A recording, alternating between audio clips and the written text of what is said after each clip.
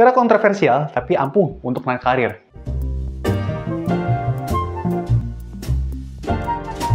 Sebelum menonton, jangan lupa like dan subscribe video ini agar kami bisa terus berkarya untuk membuat video-video yang lebih menarik buat kamu. Sebelumnya ini disclaimer ya, cara naik karir ini sebenarnya dengan memanfaatkan keputusan atasan kamu. Tapi, jika pekerjaan kamu ini mempunyai regulasi masa waktu atau penilaian objek yang lainnya untuk naik karir, maka trik ini mungkin agak sulit untuk dipraktikkan. Namun, kedua trik ini hanya bisa dilakukan pada atasanmu yang objektif dan bukan menyukai politik kantor yang menjilat-menjilat. Tips yang pertama adalah dekati atasan yang paling open-minded. Jadikan dia mentor. Strategi ini mungkin bisa dicap sebagai penjilat namanya. Tapi, jika niat kamu untuk fokus untuk naik karir, maka sudah jadi hal yang lumrah kok. Coba kamu bayangkan.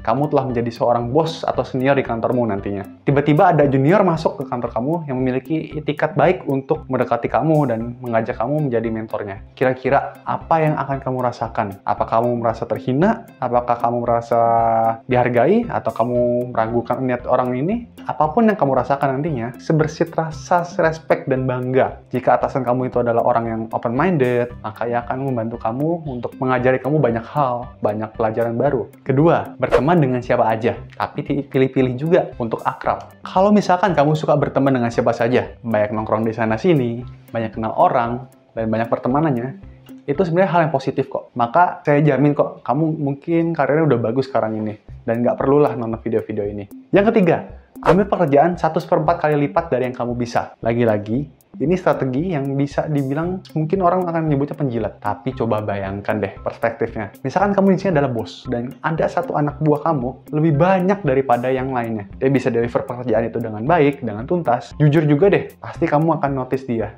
Dia pasti cocok untuk kamu naikkan karirnya. Tapi lagi-lagi ini ada seninya. Kamu harus tahu kapan untuk tidak membuat teman kantor jadi iri, cemburu, atau julid. Jika kamu nanti menerapkan strategi ini, kamu harus hati-hati banget deh. Tapi resikonya adalah jika kamu telah bekerja sedemikian keras, udah susah payah, tapi nggak dinotis sama atasanmu, anggap aja ya mungkin dia pura-pura nggak tahu lah, atau dia nggak suka sama kamu. Seperti yang udah saya bilang tadi, mungkin atasan kamu nggak open-minded, lebih memilih politik kantor yang berlibat atau benefit mutualisme yang cenderung menguntungkan terlebih diri dia sendiri dahulu. Resikonya di sini. Lebih baik kita ada strategi, walaupun ada gagal. Daripada tidak sama sekali, ingat ya, ini ada seninya. Jadi nggak ada rumus-rumus pastinya deh. Keempat, over deliver pekerjaanmu. Sama seperti topik sebelumnya, jika kamu berikan hasil pekerjaan di atas rata-rata, ini adalah salah satu trik yang cepat menaikkan kenaikan karir kamu. Seperti yang kita tahu, atasan itu adalah orang yang egois. Dan dengan keegoisan inilah, mereka nantinya akan memberikan pekerjaan-pekerjaan kepada bawahannya sebanyak-banyak mungkin. Karena dia ingin mengerjakan pekerjaan yang paling sedikit pastinya. Dan apabila kamu sudah melakukan pekerjaan lebih banyak dari yang diharapkan oleh atasan kamu, tentu saja atasan kamu pasti akan suka dengan kamu.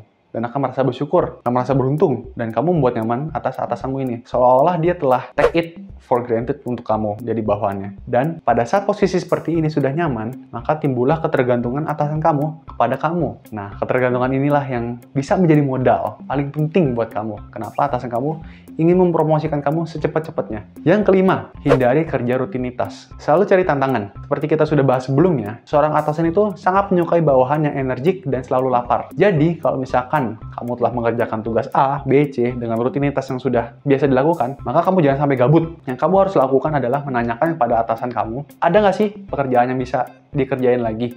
Yang keenam, hindari politik kantor. Perusahaan kecil ini paling parah. Kita tidak bisa menghindari politik kantor. Pasti nanti kita juga akan terseret, meskipun kecil. Sebagai orang yang memiliki ambisi atau tujuan, kamu harus memiliki seminimal mungkin untuk terlibat dalam politik kantor. Daripada kamu menjadi penjilat atau semacam, jadilah penikmatnya aja. Jadi orang pokoknya yang pasang dua kaki kalau bisa. Misalkan, jika atasan kamu memiliki kecenderungan untuk terlibat dalam politik kantor, ia akan memihak salah satu atasannya lagi. Dan kamu mau tidak mau harus mendukung dia dong. Tapi, kalau misalkan kamu menghindarinya, maka itu akan pastinya lebih baik dong. Kalau kamu terlibat terlalu dalam politik kantor, nantinya performa kerja kamu tidak akan terlalu dilihat.